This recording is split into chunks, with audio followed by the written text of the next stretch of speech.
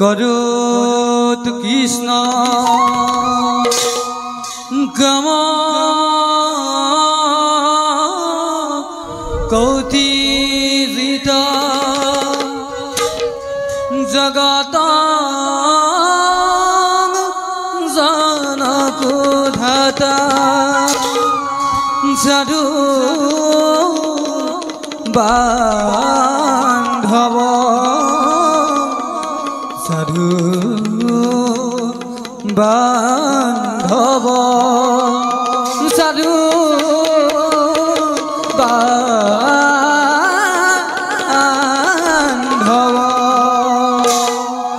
প্রেমের গীত রাখি দুরা তাল এক তাল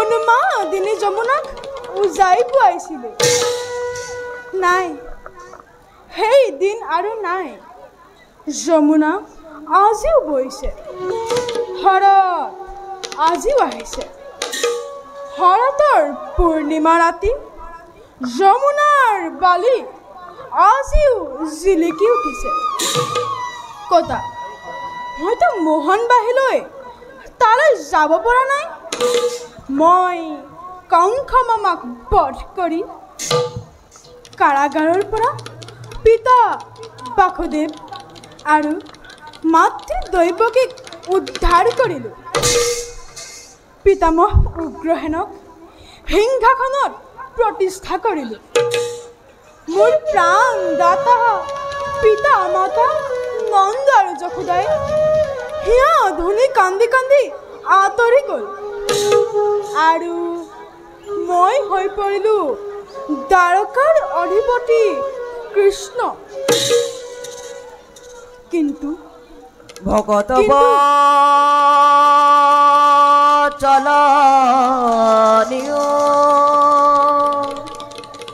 না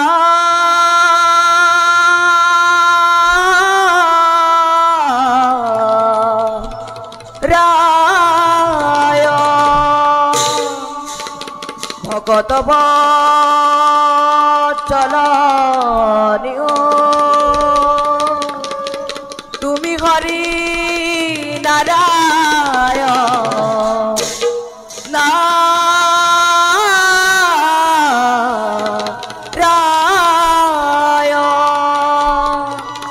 ও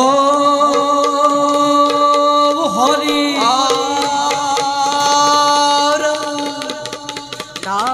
নারায়ণ নারায়ণ নারায়ণ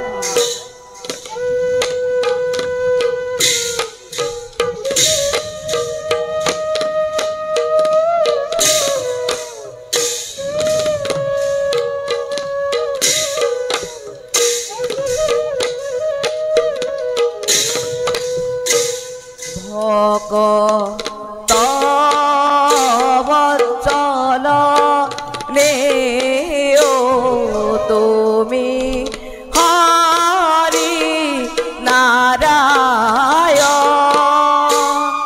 ভকত বৎসল নেও তুমি হরি নারায়ণ করা দয়া এ হরি দিয়া দরি হরি নারায়ণ হরি নারায়ণ নিরাকার নিরঞ্জন হরি নারায়ণ হরি নারায়ণ নিরাকার নিরঞ্জন দেব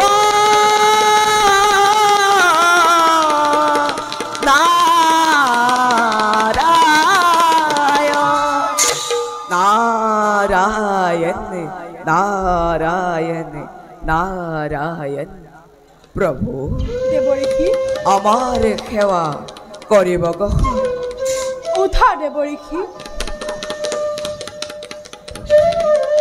নাৰায়ণ প্ৰভু প্ৰভু দেৱঋষি প্ৰভু আজি আপোনাক অলপ চিন্তাযুক্ত দেখিছো নহয় দেৱঋষি প্ৰভু মই ভাবিছোঁ নাৰায়ণ নাৰায়ণ প্ৰভু আপুনি ভাবিছে কি ভাবিছে প্ৰভু দেৱঋষি প্ৰভু মই ভাবিছোঁ সংসাৰৰ লীলা আৰু সামৰো নাৰায়ণ হঠাৎ এই ভাৱৰ উদয় কিয় হ'ল প্ৰভু দেৱঋষি প্ৰভু সংসাৰৰ ভাৰ হৰণ কৰিবলৈ আহি সংসাৰৰ ভাৰ বহন কৰিবলৈ নাৰায়ণ জীৱৰ মুক্তি সাধন কৰোঁ বুলি আহি নিজেই বান্ধোনৰ মাজলৈ সোমাই পৰিব লাগিছোঁ প্ৰভু সকলো বুজিলো মই পিছে যাওঁ বুলি যাব পৰা হ'লে সকলোৱে গ'লহেঁতেন কৰ্তব্য সাধন হোৱাৰ পাছত থকাৰ জানো কিবা প্ৰয়োজন আছে দেৱৰীষি? নাৰায়ণ নাৰায়ণ।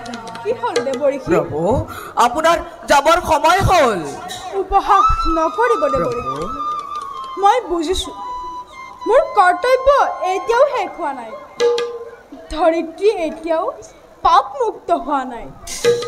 অন্যহাতে দ্বাৰকাত ক্ষমতালোভীৰ প্ৰতাপত অধীৰ অবিৰ। দ্বাৰকাত নতুন শক্তিয়ে মূৰ দাঙি উঠিছে। অকুৰ কৃতবৰ্মা হতধনু সত্ৰজিৎ আৰু প্ৰসেনৰ কাৰ্যকলাপ আমাৰ পৰিপন্থী হৈ উঠিছে। সকলোকে প্ৰতিষ্ঠা লাগে, সকলোকে ক্ষমতা লাগে, আৰু আমিও আমাৰ কাৰ্যচক্ৰ অন্য দিশে ঘূৰাব লাগিব। কাৰণ আমি জগতৰ গৰাকী, আমি কৃষ্ণ। ঈশ্বৰ পৰম ব্ৰহ্ম সচিদানন্দ বিগ্ৰহ অনাদি আদিৰ গোবিন্দ সৰ্বকাৰণ কাৰণ সৰ্বকাৰণ কাৰণ সৰ্বকাৰণ কাৰণ সৰ্বকাৰণ কাৰণ। প্ৰভু পুনঃসবাৰ শৰণত সেৱা জনাই এই নিক্ষিম নাওতে মাগিছো বিদায়। বৈকুণ্ঠৰ ভৱনে দেখিলো নয়নে দৈৱকী নন্দন হৰি প্ৰভুৰা তুলসৰণতে সোণৰ পূৰ্বাজে ৰুণুজো নজন কৰি ৰুণুজো নজন কৰি নাৰায়ণ নাৰায়ণ নাৰায়ণ। বৈকুণ্ঠৰ ভৱনে দেখিলো নয়নে দৈৱকী নন্দন হৰি প্ৰভুৰ তুলসৰণতে ফুলৰ পূৰ্বাজে ৰুণুজো নজন কৰি ৰুণুজো নজন কৰি আকাশনে চালিলে দেৱতাৰ সকলে মৈত্ৰৰ মানৱ গণে মৈত্ৰৰ মানৱ গণে সৰগৰে পদ মুখাই নামিয়াগে সৰগৰে পদ মুখাই নামিয়াগে ভূমিখন জানিবৰ বাবে হৰি ৰাম ৰাম ৰাম কৃষ্ণ ৰাম হৰি ৰাম হৰি ৰাম ৰাম ৰাম কৃষ্ণ ৰাম ৰাম ৰাম। নাৰায়ণ নাৰায়ণ নাৰায়ণ। যোৱা দেৱৰীষি, আমি আমাৰ কৰ্তব্যত সমগ্ৰ হয়।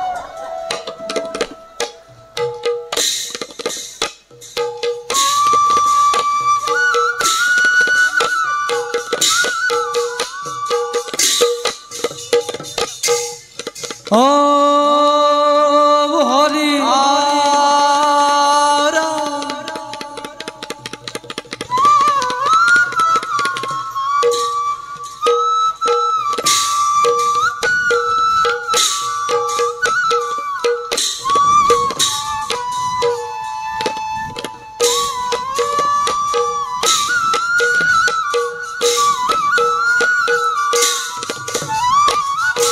আর প্রবেশ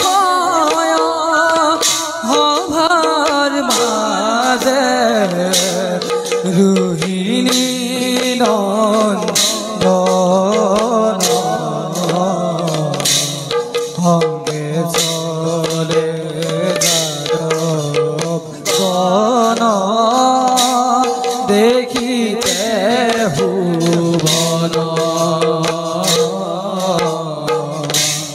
সঙ্গে চলে যাদব গণ দেখিতে ভুবন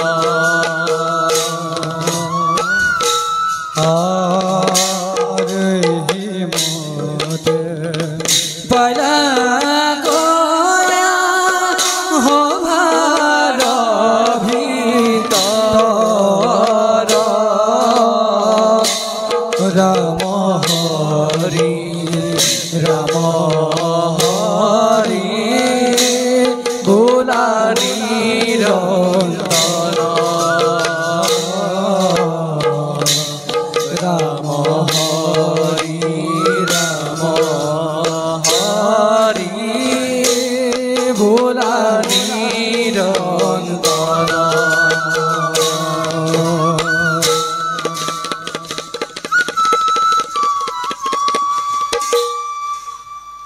রোহিণী নন্দন আমি বলুরাম হাতে হল ধরি প্রাণাধি ভক্তি কৃষ্ণর সঙ্গে যারবর শুনাম আমি কৰিছো প্ৰতিষ্ঠা বাৰু কোৱাচোন বীৰগণ দ্বাৰকাৰ মংগল বাতৰি আছেনে কুশলে আমাৰ যত প্ৰজাগণ হৈছেন কি ৰাজ্যৰ কোনো অংশত দুৰ্ভিক্ষ কিম্বা মাৰি মৰক সেই ৰাম দ্বাৰকা সমগ্ৰ বজাৰে মংগল চৌদিশে বিৰাজ কৰিছে সুখ শান্তি নিবিচাৰে সন্তোষিত হল শুনি তোমাৰ বাণী শুনোদৰে নিতৌ মই প্ৰজাৰ মংগল বাতৰি অন্তৰত লভো মই অশেষ তৃপ্তি কোৱাচোন কুমাৰ হৈছেন কি দ্বাৰকাত বিদ্ৰোহৰ সূচনা নাইবা কোনো শত্ৰুৰ আগমন সেই ৰোহিণী নন্দন এই বিষয়ে আপুনি নকৰিব চিন্তা দুজন গলে পাৰে পাৰে দ্বাৰকা আক্ৰমণ কৰি দেখিলে যাদৱৰ কলৰ বিক্ৰম সেই ৰাম বিশাল সাগৰৰ অতিক্ৰম কৰি নোৱাৰে প্ৰৱেশিব শত্ৰু দ্বাৰকা নগৰী তথাপিতো যদি আহে কোনোজন দ্বাৰকাৰ সীমানৰ পাওঁতে প্ৰথম তাক জমা হ'বনে ধন্য ধন্য বীৰগণ এতিয়া সকলোৰে নিজ নিজ কৰ্তব্য সৌমগ্ৰহণ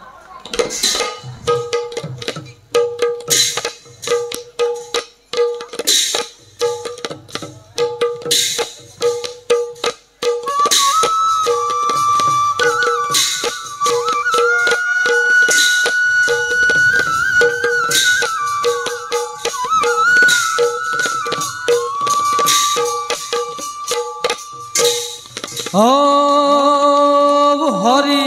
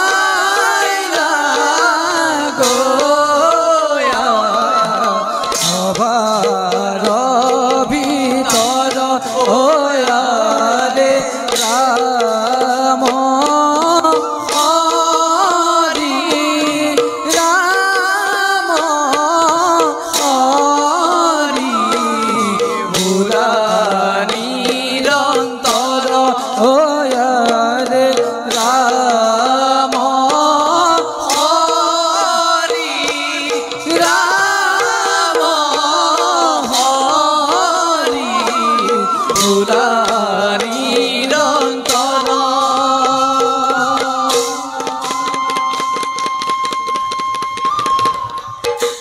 কুন্দিল কৰি মই আছিলো এদিন ভাতৃ মোৰ ৰুক্মবীৰৰ বিৰুদ্ধাচৰণ কৰি প্ৰাণৰ দেৱতা মুৰলীধৰ কৃষ্ণক স্বামী ৰূপে মই কৰিলো বৰণ স্বয়ম্বৰৰ মাজে। আজি মই মহা সুখে মহা আনন্দেৰে কটাইছো জীৱনেই দ্বাৰকা নগৰী। সঁচাকৈ সঁচাকৈ ধন্যময় সাৰ্থক মোৰ জীৱন।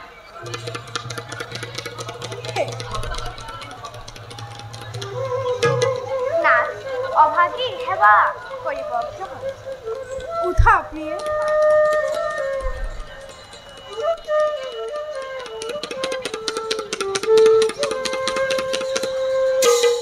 প্ৰভু কিয় দেখো আজি তব বিষাদিত বদন নে কিবা জগৰ লগালোৱে অভাগিনীয়ে? নহয় দেৱী, কোনো জগৰ লগোৱা নাই তুমি।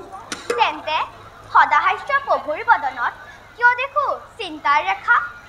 দেৱী, দ্বাৰকাৰ চিন্তাই মোক ব্যথিত কৰিছে। দ্বাৰকাৰ চিন্তাই? অঁ দেৱী, দ্বাৰকাৰ চিন্তাই। দ্বাৰকাত আজি ক্ষমতালোভীৰ সংখ্যা বৃদ্ধি পাইছে। সকলোকে আজি প্ৰতিষ্ঠা লাগে, সকলোকে ক্ষমতা লাগে। ভকতৰ দুখহাৰী হে দয়াময়, এই সকলক নিৰ্মূল কৰিবলৈ আপোনাকনো কিমান সময় লাগিব? অঁ মই বুজিছোঁ, লীলাময় নতুন লীলাৰ নিশ্চয় পাতনি মেলিব।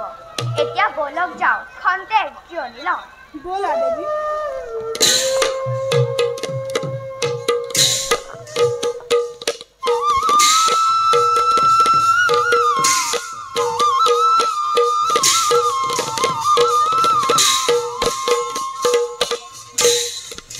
ওম হরি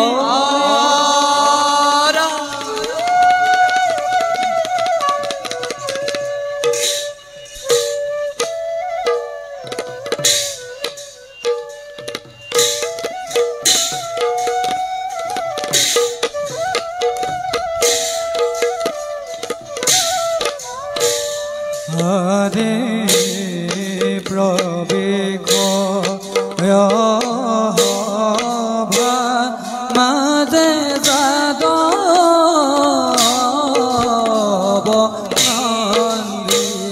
হরে লয় রাখে চলি আরে লয় রাখে চলি আরে লয় রাখে চলি আহে অতি বিদুব হরে লয় রাখে চলি আহে অতি বিদুব হরে মতে পাইলা গোয়া হভা ভিতর হরে রাম হরি রাম হরে রাম হরি রাম হরে রাম হরি রাম হরি ভোলা নিরন্তর হরে রাম হরি রাম হরি ভোলা নিরন্তর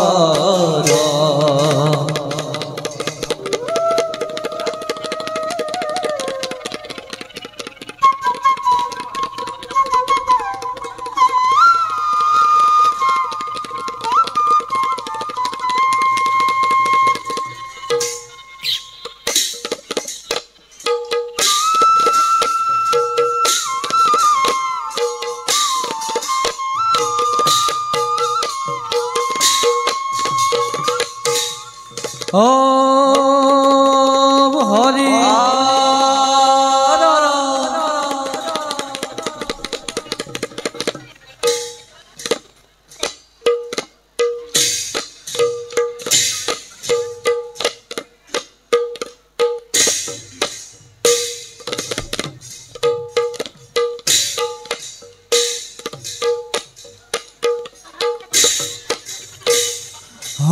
ভাত এক করে হইতাজিত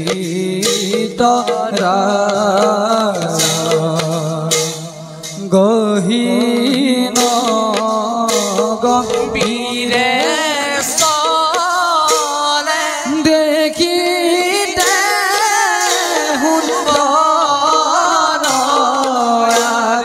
গহীন গম্ভীরে সলে দেখিতে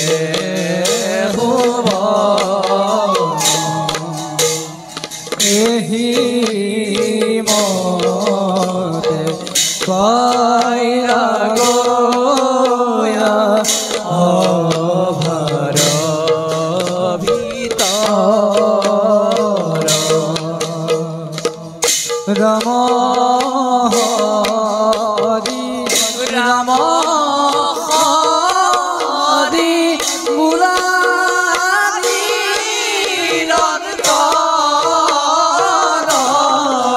রে রাম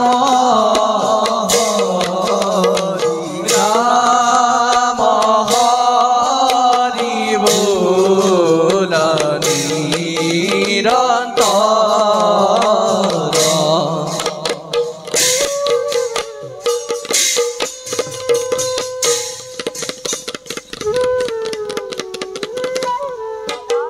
ভাই অক্ৰুৱে যে আমাৰ সত্যভামাক পত্নীৰ পে লাভ কৰিব বিচাৰিছে, এই ক্ষেত্ৰত আপোনাৰ মতামত কি? অসম্ভৱ। এই কথা কেতিয়াও হ'ব নোৱাৰে। সত্যভামাক অকুৰ কিয় ব্ৰহ্মা কিংবা শত ধনুৰ হাততো মই অৰ্পণ কৰিব নোৱাৰো। দ্বাৰকাত মোৰ কন্যাৰ যোগ্যবৰ কৃষ্ণৰ বাহিৰা আন কোনো নাই। সেয়েহে কৃষ্ণৰ বাহিৰা আন কোনো যাদৱৰ ওচৰত মোৰ কন্যাক সমৰ্পণ কৰিব নোৱাৰো। ইয়াত তোৰ মতামত কি ভাই? দাদা, মোক আৰু বাধা নিদিব। সেই পাপিষ্ট দুদৱ কেইটাক এহি কণী নিদিয়ালৈকে সিহঁত শান্ত নহয়। মই সকলো বুজিছোঁ ভাই, কিন্তু তোক মই এতিয়াই উত্তেজিত হ'বলৈ দিব নোৱাৰোঁ। নিজ ভক্তি আৰু স্বাৰ্থ অনুসৰিয়ে সংগ্ৰামত অৱতীৰ্ণ হ'ব লাগে। তাৰ মানে আপুনি ভাবে নেকি আমি হীন বীৰ্য বুলি আৰু অযোগ্যজনৰ অহংকাৰ দিনে দিনে সহ্য কৰি যাম? মই সেই কথা কোৱা নাই ভাই, কিন্তু এতিয়াই অকুৰ কিংবা শতধনুক জোকাই ল'লে সমগ্ৰ যাদৱ বংশ জ্বলি উঠিব। তেতিয়া আমি বিপদতহে পৰিব লাগিব। তাৰ আগতে মই সূৰ্যক আৰাধনা কৰি নিজ শক্তি সবল কৰিব লাগিব। তাৰ বাবে মই উদয়াচল পৰ্বতলৈ যাত্ৰা কৰিম। তই সাৱধানে থাকি সত্যভামাক ৰক্ষণাবেক্ষণ দিবি। তাৰ বাবে আপুনি চিন্তা নকৰিব দাদা, কিন্তু আপোনাৰ অনুপস্থিতিত যদি সিহঁতে মোক বিৰক্ত কৰে তেন্তে তাৰ শাস্তি সিহঁতে ভোগ কৰিব লাগিব। প্ৰতিহিংসা কৰিবলৈ বাৰণ কৰা মানে প্ৰতিৰক্ষাৰ পৰা বিৰত থকাটো নুবুজায়। জুইত জাপ দিলে পতংগ দগ্ধ নোখোৱাটোহে আচৰিত।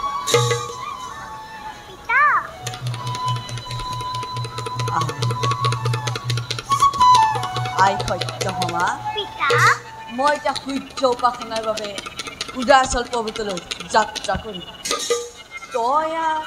তই কনিষ্ঠ পিতাৰ লগতে থাকিবি। আই সূৰ্য হৈছে ভক্তিৰ আধাৰ। তেওঁ কৰুণাৰ অভাৱ হ'লে সৃষ্টিৰ সৌন্দৰ্যৰ সজীৱতা নাথাকে। বাৰু যাওক সেই কথা।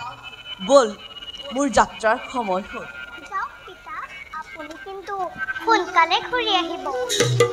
আজৰি তনয়ামী, তোক এৰি জানো মই থাকিব পাৰিম? আই বল ভাই, আমি উদয়াচল যাত্ৰাৰ বাবে সাজু হওঁ।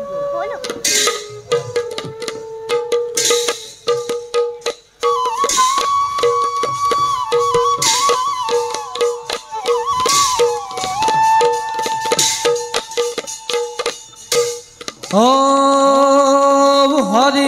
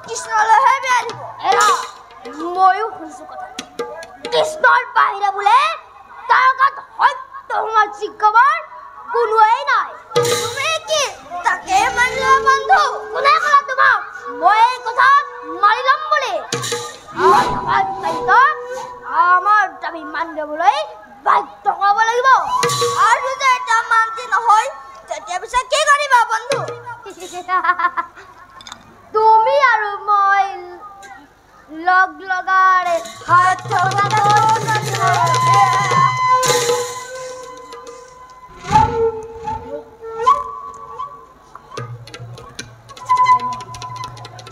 যদি কৃষ্ণই গম পাই তুমি যে কৃষ্ণৰ পৰম ভক্ত।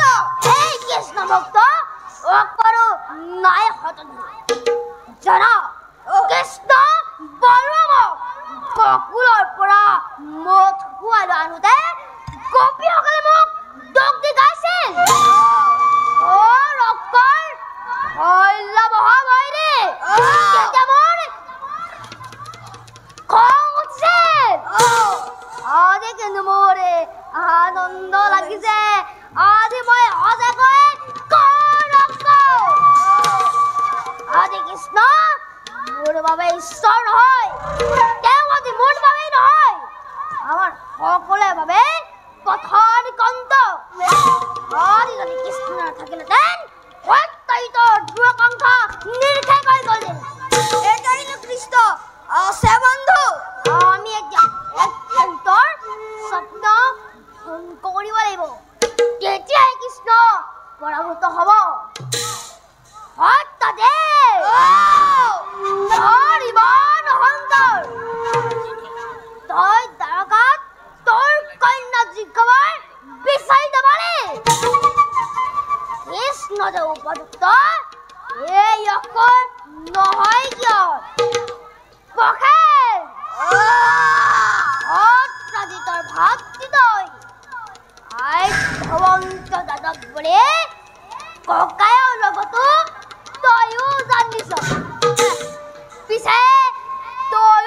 পাৰিব নোৱাৰিবি হত্যা দে তোৰ বুকুৰ তেজেৰে সত্যসমাৰ শিৰত হেনুৰে পিন্ধাই সহজ হৈ মিলি কৰিব নোৱাৰা এই পৰ্যন্ত সুবৰ্ণ সুযোগ বন্ধু সুবৰ্ণ সুযোগ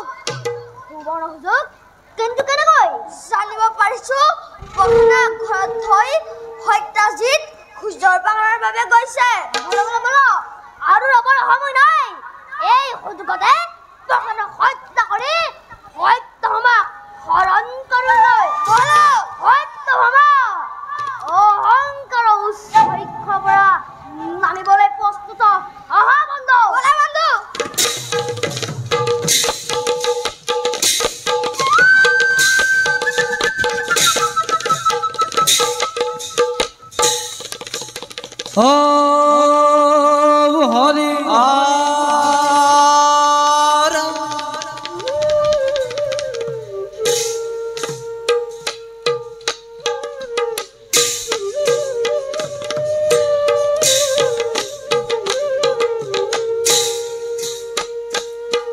হবা দেখ করে দেব দিন মনি ওয়ারে সারি দিখে জলে আতি জ্যোতি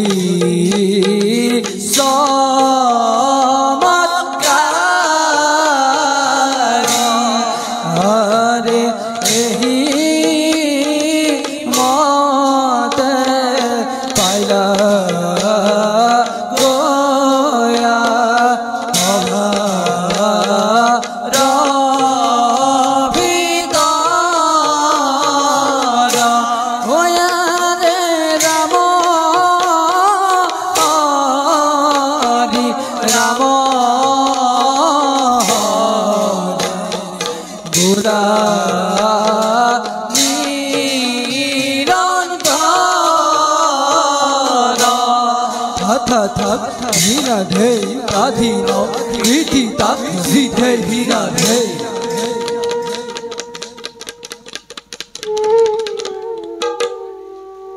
দিনমণি আমি জগত উজলাই পালন কাৰ্যত পালন কৰ্তাক সহায় কৰাটো ধৰ্ম আমাৰ এই কৰ্তব্যকে প্ৰতিনিধিত্ব কৰি আছো আৰু কৰি যাম আমি আমাৰ প্ৰতি শ্ৰদ্ধা ভক্তি ৰাখি মৰতৰ বহু জীৱশ্ৰেষ্ঠ মনুষ্যই কৰি গৈছে আমাক এই ধ্যান সেই হবৰ মাজে সত্যজিৎ অতিকে প্ৰিয় আমাৰ আজিও প্ৰাতঃ বেলাত হৌৱা আহিছে সত্যজিৎ কৰিব আমাক এই ধ্যান ধন্য ধন্য সত্যজিৎ তোমাৰ ভক্তিত অতিকে সুখী আমি নিশ্চয় তোমাক আজি আমি দিম দৰিখন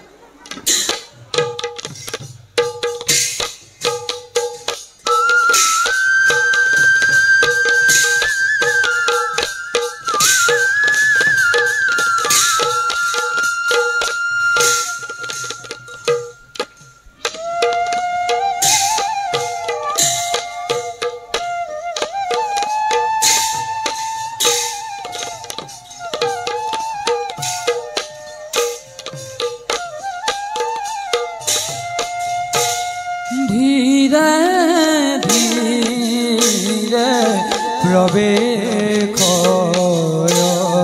দেব ত্রাজিত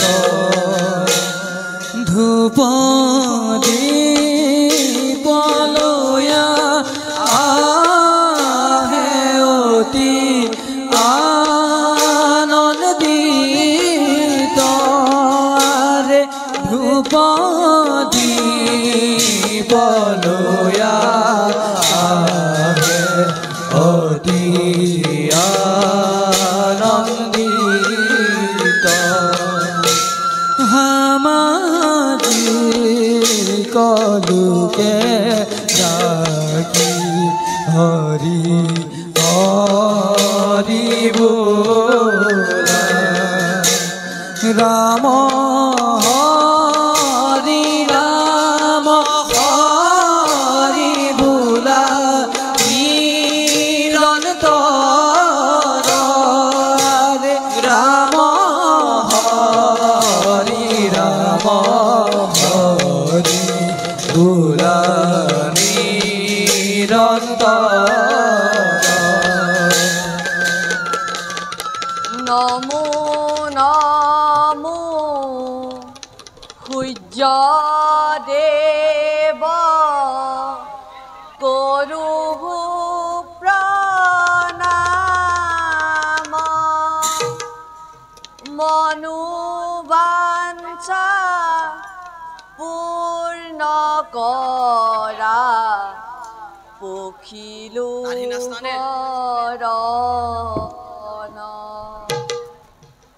হে সূৰ্য হে কবিতা তুমি জ্যোতিৰ আধাৰ তোমাক নমস্কাৰ বিশ্বৰ সুপ্ত চেতনা জাগ্ৰত কৰি তুমি যি প্ৰাণ সজীৱতা আনি দিছা তাক বিশ্বৰ অনুপ্ৰেৰণাৰে উপলব্ধি কৰিছে মোৰ দেহটো শক্তিৰ সঞ্চাৰ কৰি তোলা প্ৰভু মোৰ দেহটো শক্তিৰ সঞ্চাৰ কৰি তোলা প্ৰভু মোৰ দেহটো শক্তিৰ সঞ্চাৰ কৰি তোলা প্ৰভু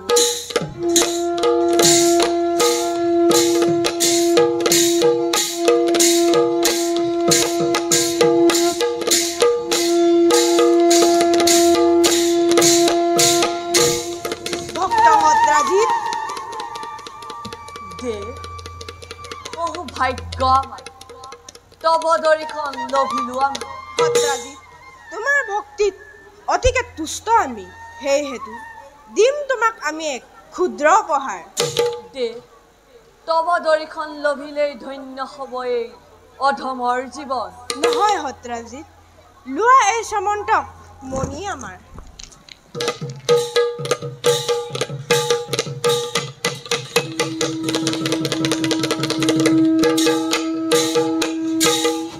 অশেষ ধন্যবাদ প্ৰভু সত্ৰাজিত নাভাবিবা এই মণিক সাধাৰণ বুলি দেৱশিল্পী বিশ্বকৰ্মা দেৱে নিৰ্মাণ কৰা এই মণিৰ মহিমা অপাৰ যি স্থানে থাকে এই মণি সেই স্থানে নাহে দুৰ্ভিক্ষ নাহিব ৰোগ ব্যাধি প্ৰতিদিনে অষ্টভাৰ স্বৰ্ণ প্ৰদান কৰিব এই মণি এগৰাকী আজি হন্তে তুমিয়ে হলা শ্যামন্তকৰ গৰাকী ভাল প্ৰভু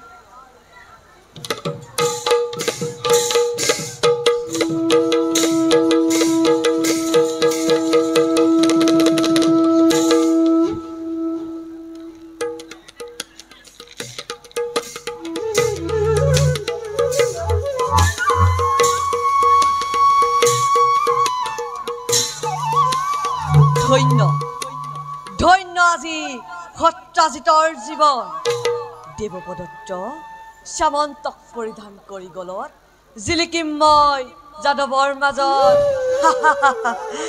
ধন্য ধন্য আজি সত্ৰাজিতৰ জনম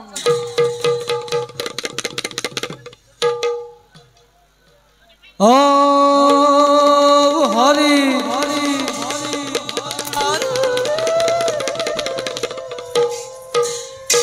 ওয়ারে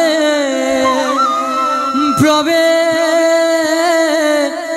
খিলা হবার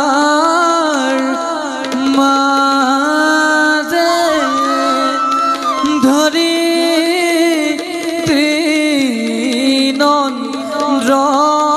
ত্রিনন্দ্রন আরে প্রবে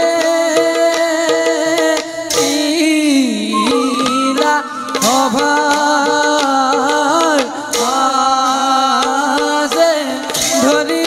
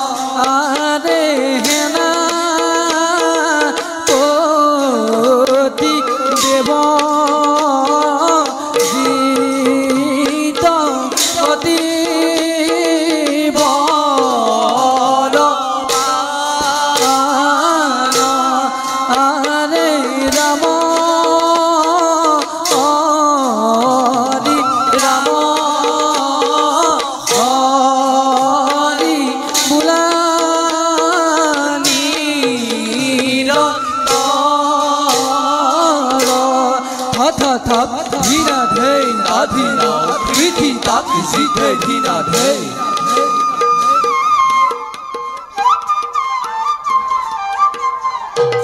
সেনাপতি দেবচিত দৈত্যরাজ কত কাহুরকে বোধ করি যদি বা মই প্রাকজ্যোতি খারে এক শক্তি রচা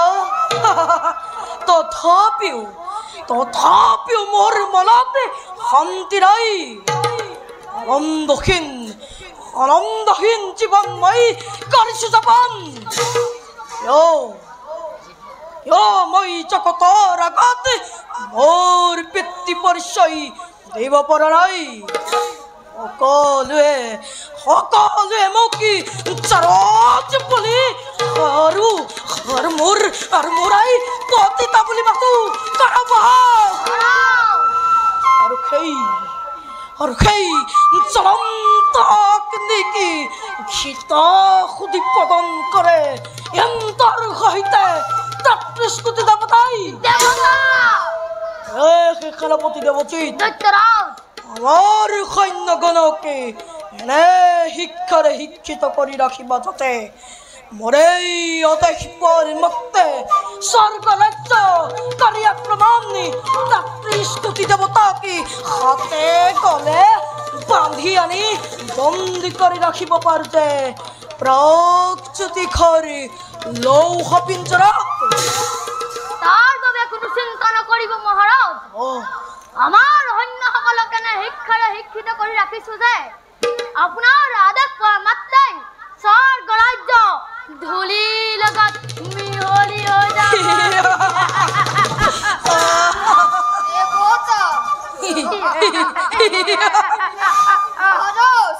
দেবতা দেখি অবনত করিব না পর্যন্ত আমি ক্ষান্ত না থাকো অত্রম সেনাপতি সন্তোষিত মই তোমালোকৰ অশাখিত মানি বাৰু অন্তে সময় আমি অৰুংগই বিশ্বম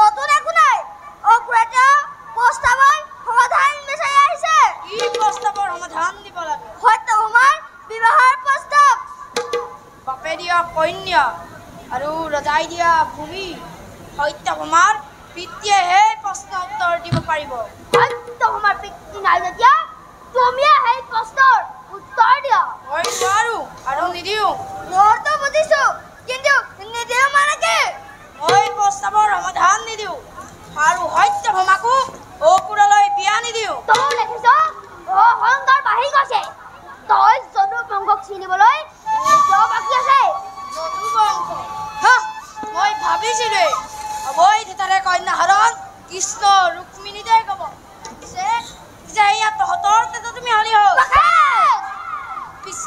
সাৱধান হয় পাখণ্ড বেছ তহঁতৰ তপত তেজেৰে মূৰে তৰোৱাৰ ৰাঙলি কৰোঁ ইহে লাগিল গিলৰণ অতি ভয়ংকৰ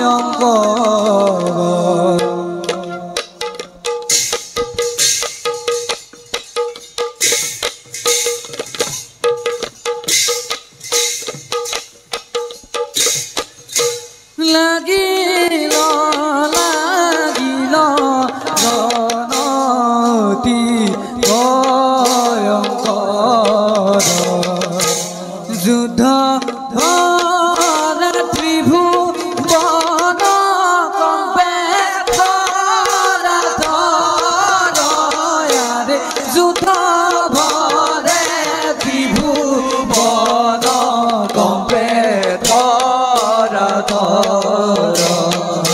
দিদি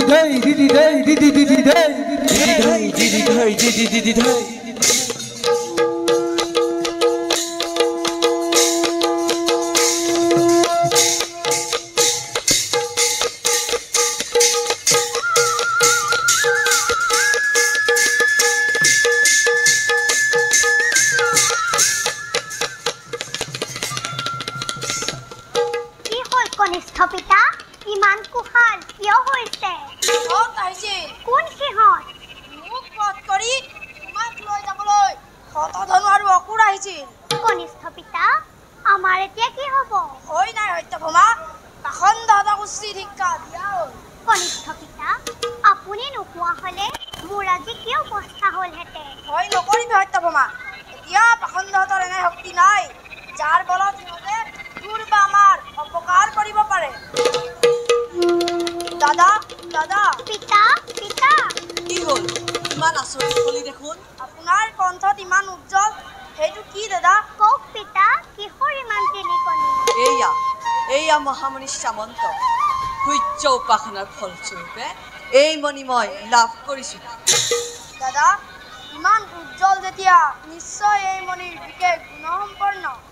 সঁচা, এই মণি গুণৰ সীমা নাই। এই মণি লাভ কৰিব সময়ত দৈব্যবাণী হৈছিল, এই মণিয়ে দিনে 800 বাৰ সোণ প্ৰদান কৰে। এই মণি য'ত থাকে তাত কোনো দুৰ্ভিক্ষ মাৰি মৰণ নহয়। সৰ্বভয় বাক্যভয়ৰ নিচিনা কোনো উপসৰ্গ ইয়াত প্ৰৱেশ কৰিব নোৱাৰে। যদি আহিলেহেঁতেন? কোন কাৰ কথা কৈছ আই? আজি বৰ অঘটন হৈছিল। শতধনু আৰু অসুৰে মোৰ হাতৰ পৰা সত্যভামাক কাঢ়ি নিবলৈ আহি মোৰ লগত যুদ্ধ কৰি পলাই গৈছে। পিতা ইয়াৰ এটা মীমাংসা কৰক। কিহৰ মীমাংসা? সেই জাতক কেইটাৰ অত্যাচাৰৰ পৰা মোক মুক্ত কৰক পিতা। বেছ কথা, মই আজিয়েই গৈ কৃষ্ণৰ ওচৰত সকলো কথা ভাবিব। আৰু তথাপিতো যদি সিহঁত শান্ত নহয় তেন্তে সিহঁতৰ মৃত্যু শয্যা ৰচনা কৰিব লাগিব। আজি দ্বাৰকাত মোতকৈ শ্ৰেষ্ঠ আৰু কোনো নাই। ব'ল আই ব'ল প্ৰফেন, আমি খন্তেক জিৰণি লওঁগৈ।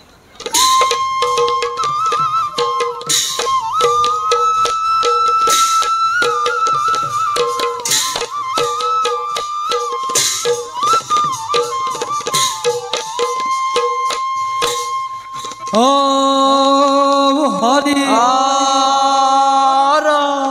জয় দেবরাজ ইন্দর, জয় দেবরাজ ইন্দর, জয় দেব পুরন্দর, জয় জয় জয়।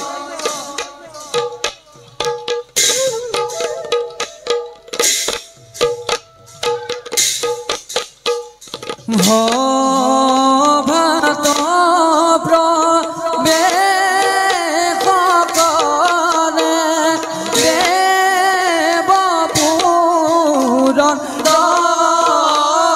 দয়ারে সঙ্গে চলে দেব দেখিতে হুন দয়ারে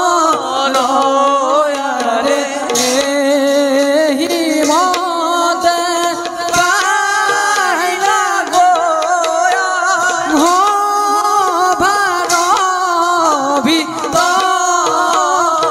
দয়ারে রাম হরি রাম হরি ভুলানি দয়ারে রাম হরি রাম হরি ভুলানি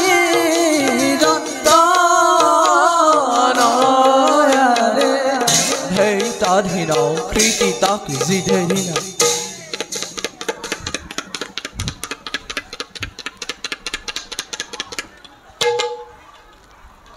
দেবগণ, দেবরাজ এই আমার অমরাবতী। এই অমরাবতীতেই কিমান সুখত কিমান আনন্দত আমাৰ দিনবোৰ পাৰ হৈ গৈছে। আমি ভোগৰ দেৱতা, আমি ঐশ্বৰ্যৰ গৰাকী, আৰু মই স্বৰ্গাধিপতি ইন্দ্ৰ। কিন্তু কিন্তু এয়া কি দেৱগণ দেৱৰাজ আজি মোৰ ৰাজসভা শূন্য কিয় দেৱৰাজ অপেশ্বৰীহঁতৰ নৃত্য গীতেৰে মোৰ ৰাজসভা মুখৰিত হোৱা নাই কিয় সঁচা কথা দেৱৰাজ মই তাকেই ভাবিছো কিন্তু আপুনি চিন্তা নকৰিব এতিয়া আমাৰ ৰাজসভা নৃত্য গীতেৰে মুখৰিত হৈ দেৱৰাজ ৰাতিবাৰ্তা অৱগত কৰিব বিচাৰিছো আনন্দৰে প্ৰকাশ কৰা আনন্দৰে নহয় দেৱৰাজ অতি সোনকালে কওঁ যে ধৰিত্ৰীৰ নন্দন নৰকাসুৰে স্বৰ্গ মৰ্ত্য পাতাল বিজয়ৰ সংকল্প লৈছে দেৱৰাজ মই বিশেষ সূত্ৰৰ পৰা জানিব পাৰিছো যে নৰকাসুৰে বৰ্তমান স্বৰ্গৰ দিশে হৈছে ৰবা তুমি কাৰ কথা ক'লা নৰকাসুৰৰ কথা কৈছো দেৱৰাজ নৰকাসুৰ নৰকাসুৰ হয় নৰকাসুৰ ধৰিত্ৰীৰ নন্দন নৰকাসুৰে বৰা বিষ্ণুৰ ঔৰসজাত নৰকাসুৰে ঘটকাসুৰক বধ কৰি প্ৰাগজ্যোতিষৰ ৰাজসিংহাসন আৰোহণ কৰিছে নৰকাসুৰ নৰকাসুৰ মনত পৰিছে ধৰিত্ৰীয়ে কেঁচুৱা কোলাত লৈ জগতৰ দুৱাৰে দুৱাৰে ঘূৰি গৈ ফুৰিছিল তাৰ জন্ম হেনো বৰাশ্ৰৱী বিষ্ণুৰ ৰসত সেই কুলহীন নৰকাজী প্ৰাগজ্যোতিষৰ ৰজা সেয়া জানো সম্ভৱ বৰুণ অসম্ভৱ হ'লে বৰুণৰ হৃদয় নকঁপিলেহেঁতেন আৰু দেৱৰাজৰ আনন্দত বিষাদ নজন্মালোহেঁতেন অকাৰণত সংকোচ নহবা বৰুণ এতিয়া আমাৰ আনন্দৰ সময় এতিয়া আমাৰ ভোগৰ সময় দেৱতাৰ সেনাপতি দেৱাইদেৱ মহাদেৱৰ পুত্ৰ কাৰ্তিক ইমান কান্ত জ্ঞানহীন বুলি মোৰ ভাৱ নাছিল বৰুণ তুমি সীমাতিক্ৰম কৰিছা সীমাতিক্ৰম কৰা নাই কাৰ্তিক দেৱৰাজ ই অতি স্পষ্ট এইবাৰ নৰকাসুৰে ইন্দ্ৰদত্ত ল'বৰ বাবে অভিযান চলাব সঁচানে বৰুণ ইন্দ্ৰতক নৰকে কাঢ়ি ল'ব কাৰ্তিক কি হ'ব ইয়াৰ উপায় ভয় নাই দেৱৰাজ আপুনি নিশ্চিন্ত থাকক আজি আমাৰ দেৱালয় প্ৰস্তুত কৰিম কৰা কৰা আজ কিয় এই মুহূৰ্ততে কৰা যিকোনো প্ৰকাৰে আমি নৰকৰ গতিৰোধৰ ব্যৱস্থা কৰোঁগৈ ব'লা বলক দেৱৰাজ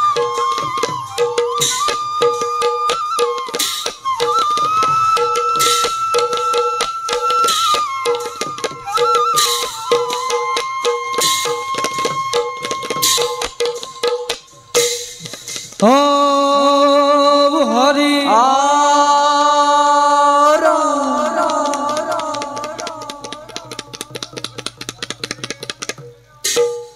ধীরে ধীরে প্রবেশিলা হবার ভিতর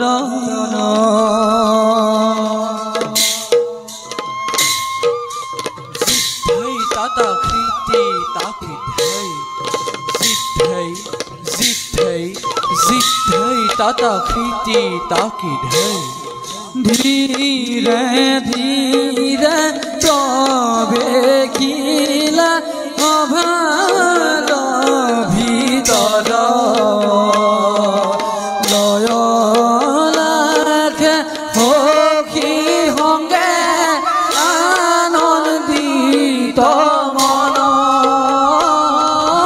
লয় লাখে সখী সংগে আনন্দিত মন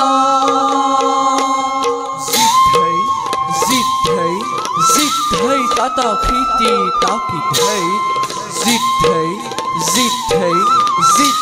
ताता खीती ताकी ढै न जानी नरलुके एरिया न काम तत कसा रुक डाकी बोला राम राम तत कसा रुक डाकी बोला राम राम जिथे ताता खीती ताकी ढै जिथे ताता खीती ताकी ढै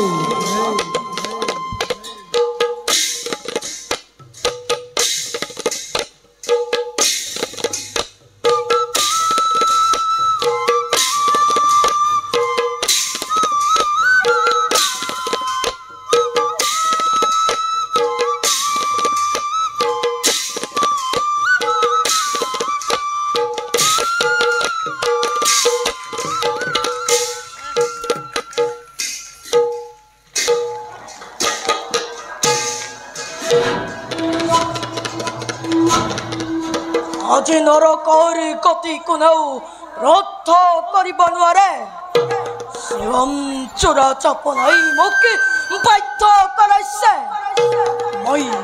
মই জাৰস মই ঘৃণিত মই কলংকিত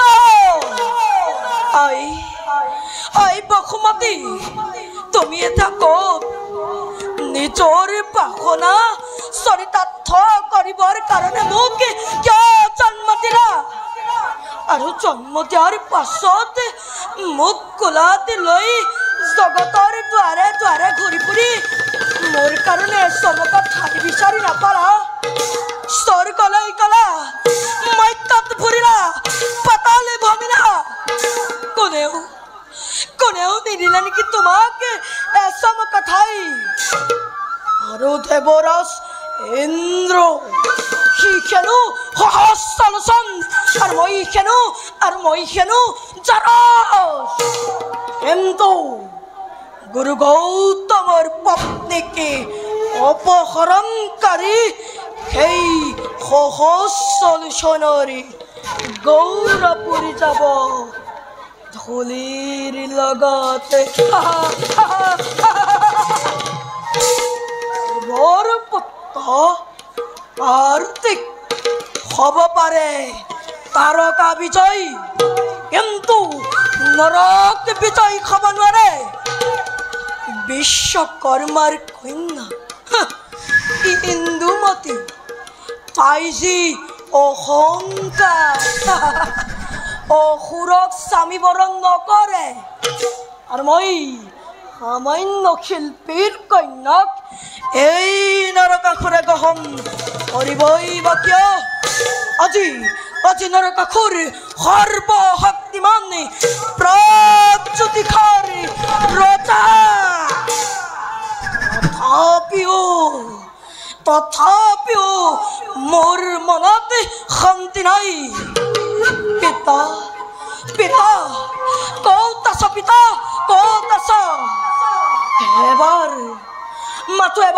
জগতবাসীৰ আগত কৈ যোৱা নৰক যে তোমাৰ এই পুত্ৰ সি জাৰজ নহয় পিতা সি জাৰজ নহয় আহ পিতা এবাৰ আহ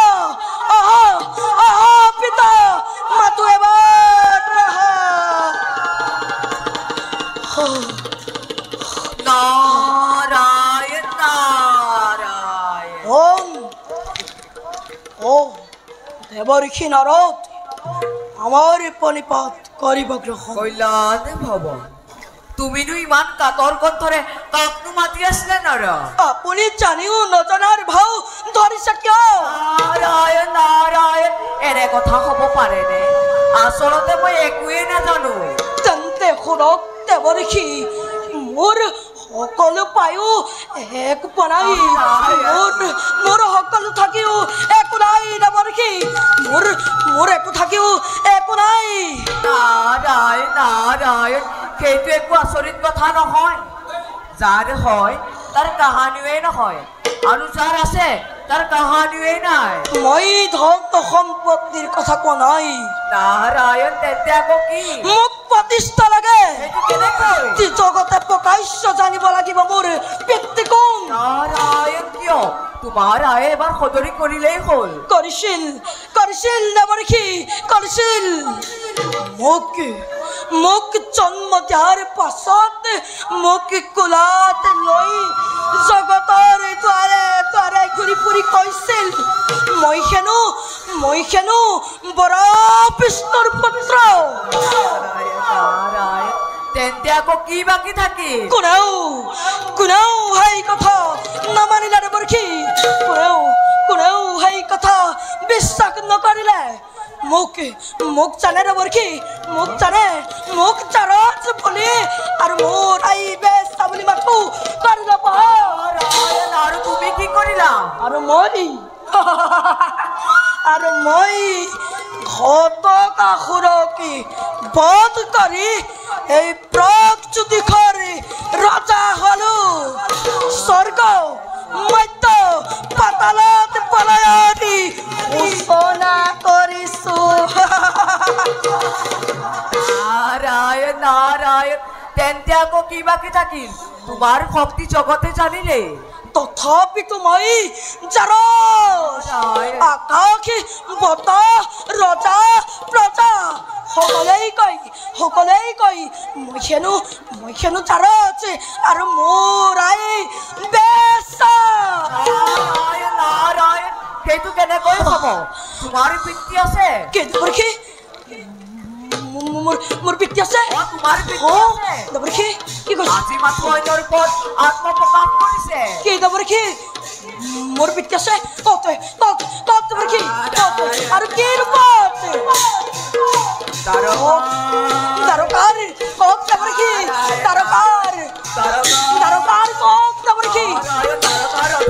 তাৰকাৰ অধিপতি মোৰ কি হয় তাৰকাৰ অধিপতি মোৰ কি হয় তাৰকাৰ অধিপতি কৃষ্ণ তোমাৰ পিতৃ তাৰকাৰ অধিপতি মোৰ পিতৃ দ্বাৰকাৰ অধিপতি মোৰ পিতৃ শুনা স্বৰ্গ পাখি শুনা মৰ্ত্য পাখি শুনা পাতাল পাখি দ্বাৰকাৰ অধিপতি মোৰ পিতৃ দ্বাৰকাৰ অধিপতি মোৰ পিতৃ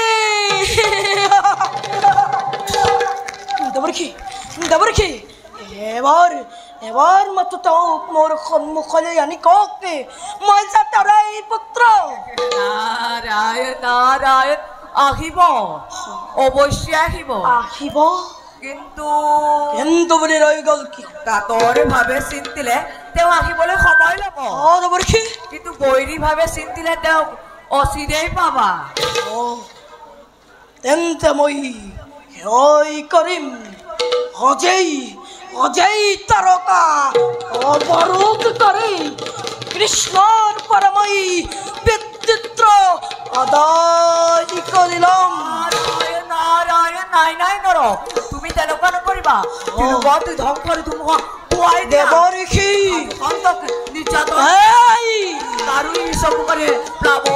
দেৱঋষি তেতিয়াহে তেওঁ অনতি পলমে আহিব মই তেন্তে আহিলো দেৱঋষি মায়াত বন্ধি গলে কালিন্দী ভোমোৰা জুইত দীঘলে সগাৰ তুমি দীঘলা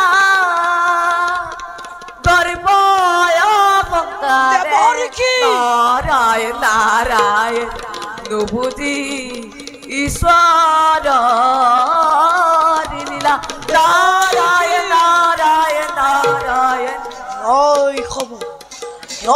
খব দেৱৰ্ষি পেত বন্ধুৰূপে আহিব নালাগে শত্ৰুৰূপে যদি আহা আৰে ব্যৱস্থা কৰিবই নৰকাসুৰে আৰু কাৰো অনুৰোধ কাৰো বাধাই মতে গতিৰোধ কৰিব নোৱাৰে পাখি মই নৰকাসুৰ দ্বাৰকাৰ অধিপতি মোৰ পিতৃ মই তেন্তে কোন মই দেৱতা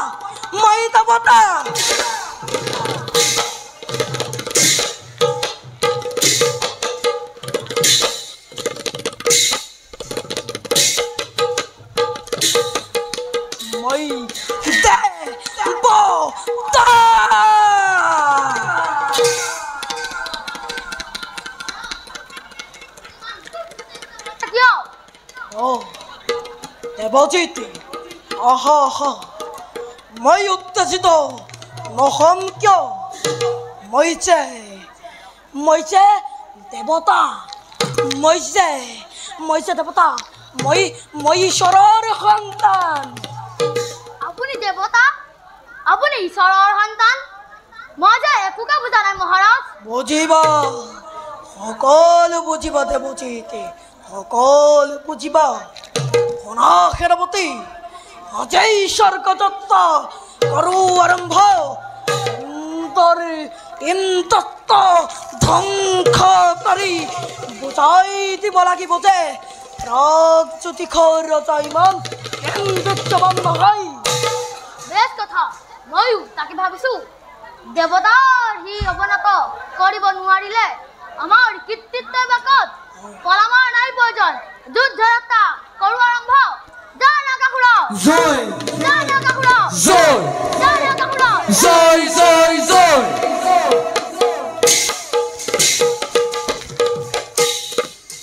যুদ্ধ যাত্ৰা কৰি চলে ধৰিত্ৰী নন্দনৰে সংগে চলে দেৱদূত দেখি ভয়ংকৰ।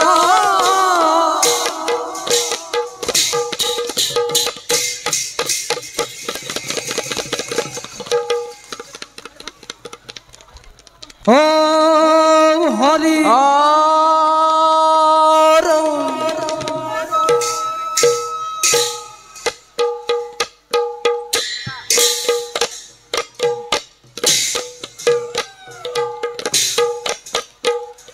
প্ৰৱেশিলা অভাৰ মাজে দৈত্যৰ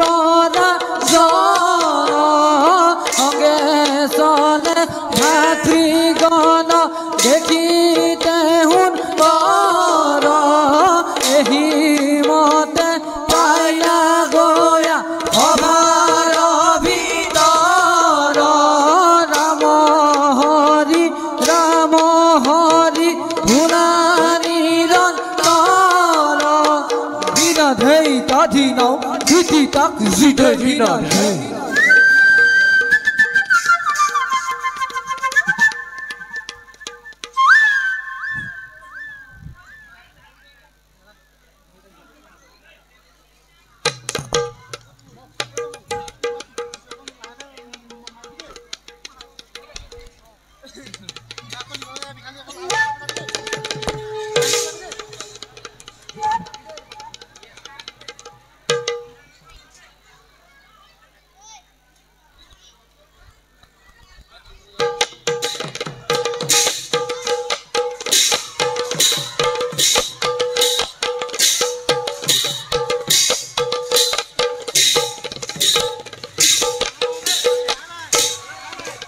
ও হরি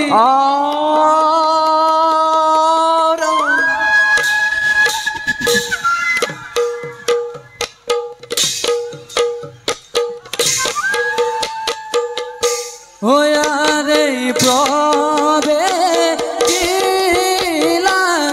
অভার মাঝে দৈত্যর ওয়ারে হঙ্গে চলে বীরগণ দেখি ভয়ঙ্কর।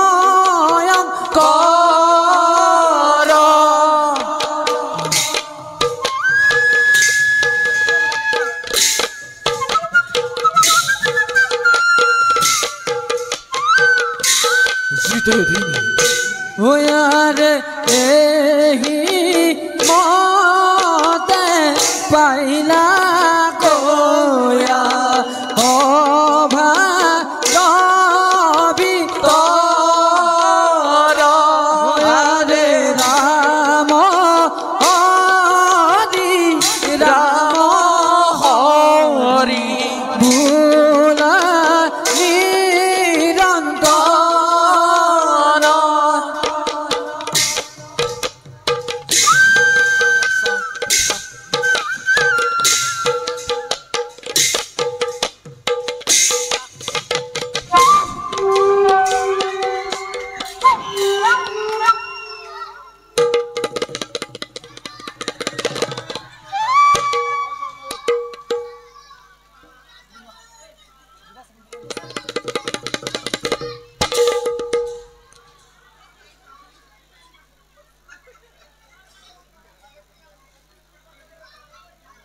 জয় জয় জয় জয় জয়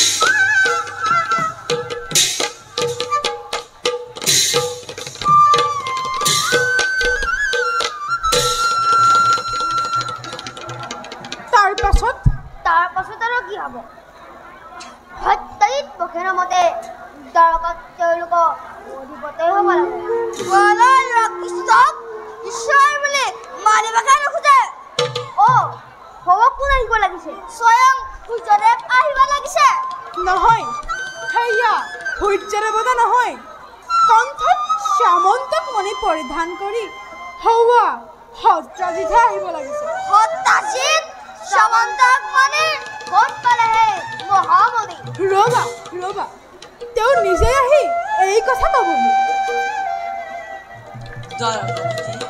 প্ৰণিপাত গ্ৰহণ কৰক আহা সত্ৰাজিত তুমি বৰ ভাগ্যৱান এই মহামণি শ্যামন্তক ক'ত পালা এই মহামণি শ্যামন্ত মোৰ বহু কষ্টৰ ফলস্বৰূপে সূৰ্য দেৱতাৰ আৰ্থিক নিৰ্মালী ৰূপে লাভ কৰিছো বুজিলো পিছে এনে অমূল্য সম্পদ যদুপতিৰ হাতত থাকিব লাগে সেইটো আকৌ কেনেকৈ হ'ব কিয় নহ'ব ৰাজ্য শ্ৰেষ্ঠ সম্পদ ৰজাৰ হাতত নাথাকিলে কাৰ হাতত থাকিব তাৰকাই নহয় জগতৰ গৰাকী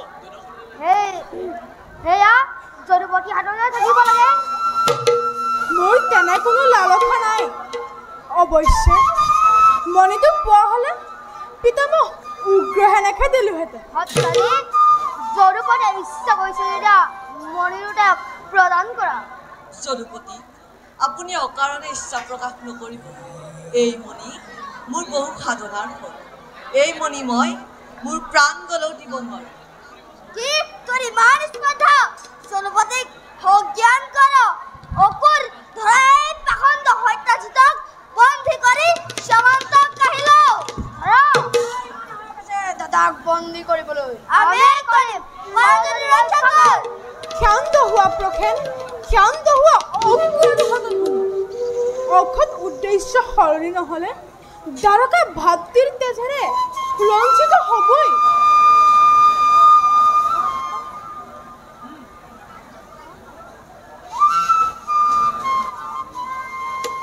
সত্ৰাজিত এতিয়া প্ৰখেনক তুমি লৈ যোৱা প্ৰখেন যদুপতি যে ইমান অপ্ৰসী আজিহে গম পালো বল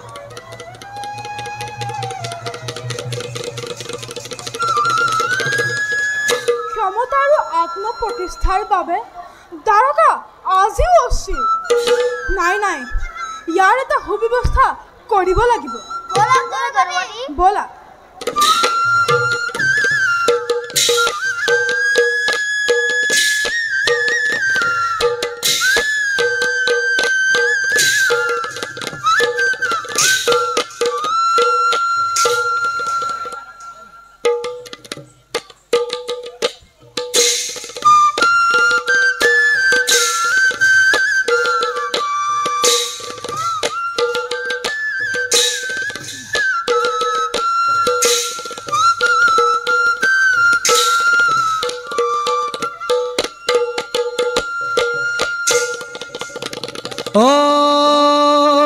হরি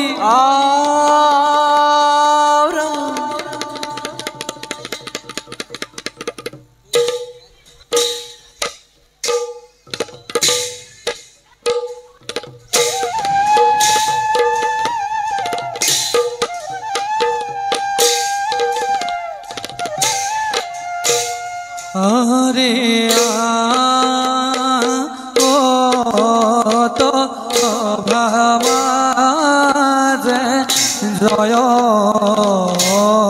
ত্রিহুন আরে লয় লাখে চলিয়া হে অতি বিতু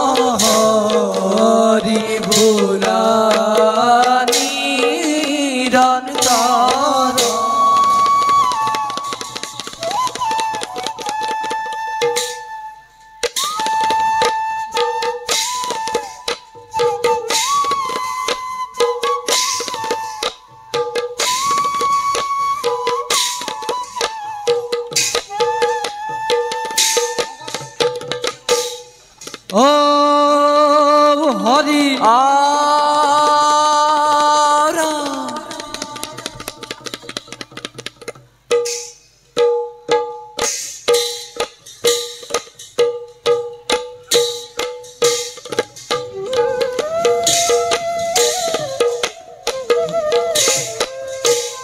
রাম রাম প্রবে কিলা ভার মাঝে দেব দাইব রে রাম রাম প্রবে কিলা ভার মাঝে দেব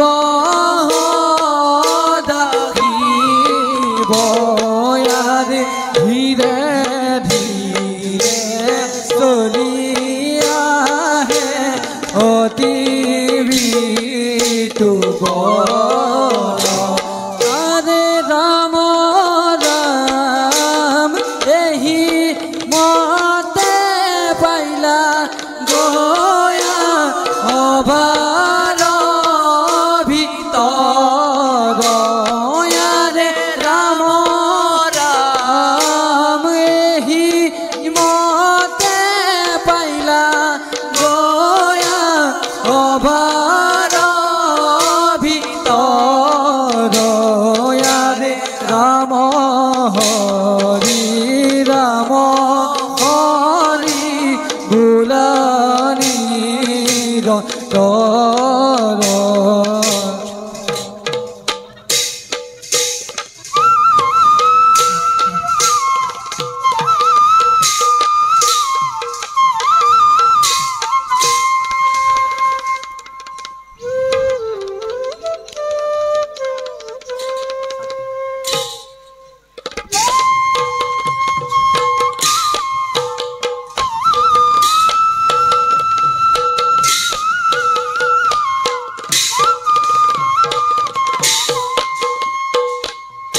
ও হরি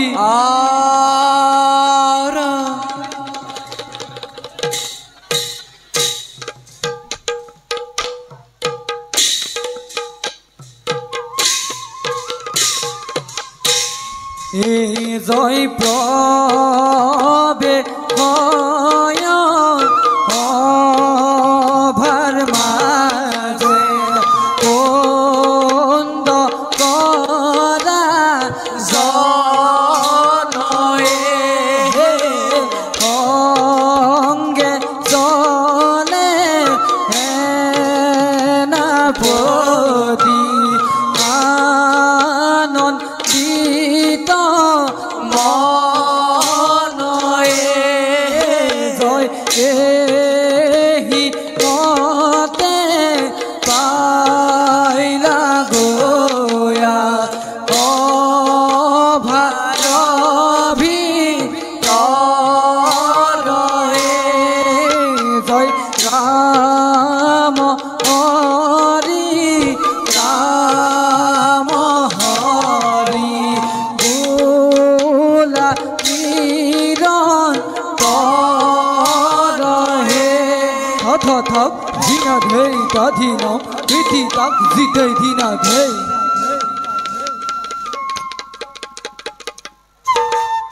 সেনাপতি ত্ৰিপাণী মোৰ ৰাজ্যত হেনো কোনোবাই প্ৰচাৰ কৰিছে যে মোৰ উপাস্য দেৱতা বিষ্ণু আৰু দ্বাৰকাপতি কলীয় কৃষ্ণ এক আৰু অভিন্ন বুলি এই বিষয়ে তুমি কি জানা সেনাপতি?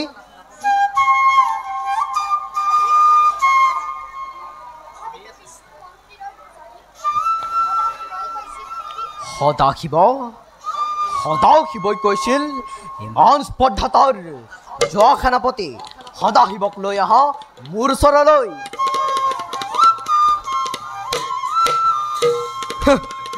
মূৰ্খ পূজাৰী মিছাকৈ তোক মই ইমান মহান দায়িত্ব অৰ্পণ কৰিলোঁ। শালৰ ভেকুলী তই সাগৰৰ কথাটো তই জানিবি কেনেকৈ? মই জানো তহঁতে বিগ্ৰহৰ পূজা কৰ কেৱল অৰ্থৰ লোভত পৃথিৱীৰ সামান্য শক্তিয়ে যদি ঈশ্বৰ হ'ব লাগে তেন্তে মোতকৈ শ্ৰেষ্ঠ আৰু কোন আছে? কিন্তু সেই পূজাৰীয়ে যদি এই ধাৰণা প্ৰজাসকলৰ মাজত বিয়পাই দিছে তেনেহ'লে কিন্তু সৰ্বনাশ হ'ব।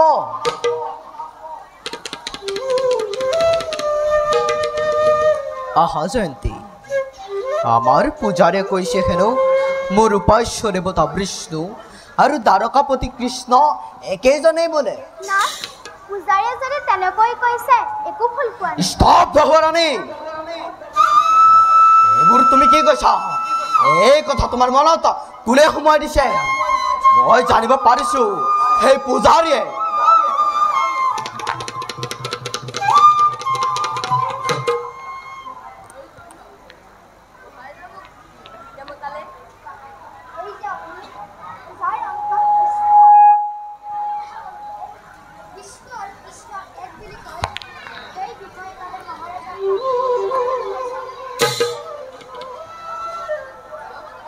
কিয় মতাব লাগে নহয় পূজাৰী?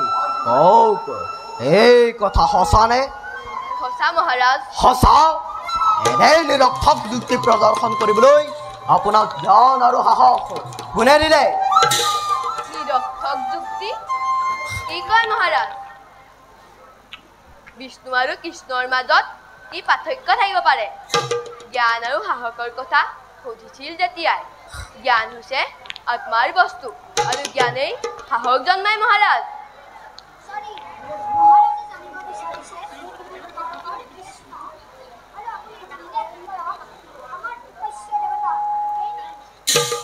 সঁচা, দ্বাৰকাৰ কৃষ্ণ আৰু বিষ্ণু এক আৰু অভিন্ন। স্তব্ধ মূৰ্খ পূজাৰী! ৰাজ অন্ধ হৈ ব্ৰাহ্মতই ৰাজক ৰূপ কৰি বলিশাললৈ যাব খুজিছ? উত্তেজিত নহম মই ৰাণী। এই পূজাৰীক যেন এতিয়ালৈকে মই হত্যা কৰা নাই সেয়া মোৰ ধৈৰ্যৰ চূড়ান্ত প্ৰমাণ। মহাৰাজ, প্ৰকৃত সত্য প্ৰকাশ কৰিলে জানো ৰাজৰ দুখ কৰা হয় নেকি? ৰজাৰ চিন্তাত বিৰুদ্ধাচৰণ কৰিলে ৰাজদ্ৰোহ কৰা হয়। আপোনাৰ চিন্তাৰ বিৰুদ্ধাচৰণ মই একো বুজা নাই। পুৰা পূজাৰী, মই নামানো যেন সেই দ্বাৰকাৰ কৃষ্ণ আৰু মোৰ উপাস্য দেৱতা একেজনেই বুলি। ইয়াক যিয়ে সমৰ্থন কৰিব সিয়েই মোৰ বিৰুদ্ধে। মহাৰাজ, ভুল নকৰিব। যিয়েই কৃষ্ণ সিয়েই বিষ্ণু, যিয়েই বিষ্ণু সেয়াই নাৰায়ণ, আৰু যি নাৰায়ণ তেৱেই ঈশ্বৰ। তাৰ মানে কি মই সেই দ্বাৰকাৰ গোৱালৰ ল'ৰাটোক ঈশ্বৰ বুলি পুজিব লাগে? শুন, তেনেদিন আহিলে তই মোক ঈশ্বৰ বুলি পুজিবলৈ সাজু থাক।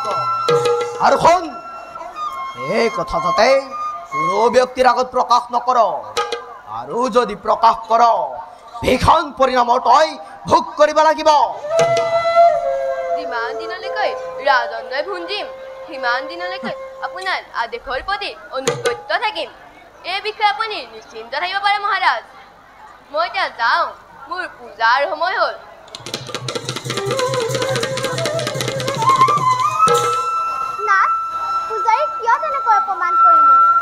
অপমান? যি পদমৰ্যাদাৰ মূল্য নাজানে তাক অপমানেই যোগ্য পুৰস্কাৰ। সেনাপতি, তুমি পূজাৰীৰ কাৰ্য গোপনে নিৰীক্ষণ কৰা। পূজাৰীয়ে যদি এই কথা কাৰোবাৰ আগত প্ৰকাশ কৰিছে তাক মুকলি পথাৰত পিঙত দিব লাগিব। এতিয়া বলা।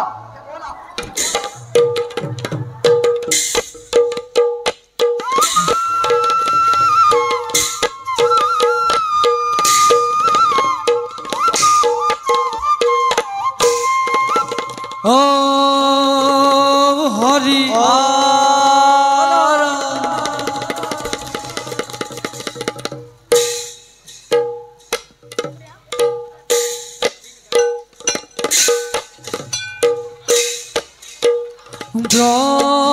বেখিলা ঘণ্টা কৰ্ণ ভব ভাৰ ভিতৰ সভাৰ ভিতৰ লয়লাখে চলি আহে লয়লাখে চলি আহে অতি বিদুপন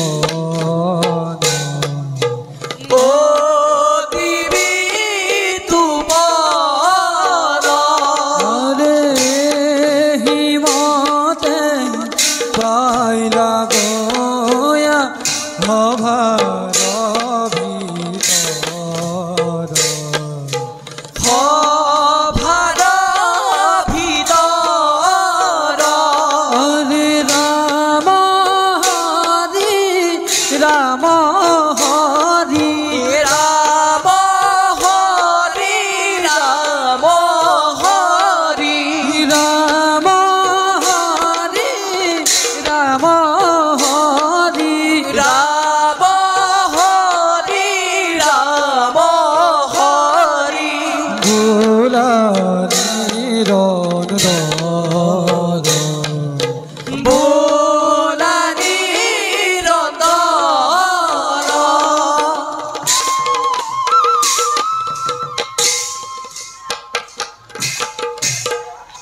মই পুবেৰে অনুচৰ মোৰ নাম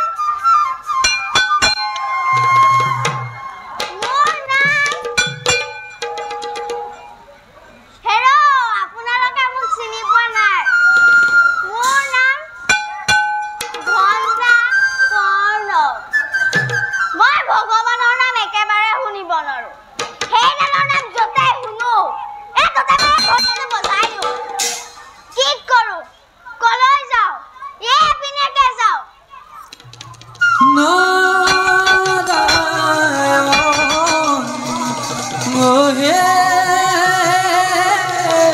নাৰায়ণ হে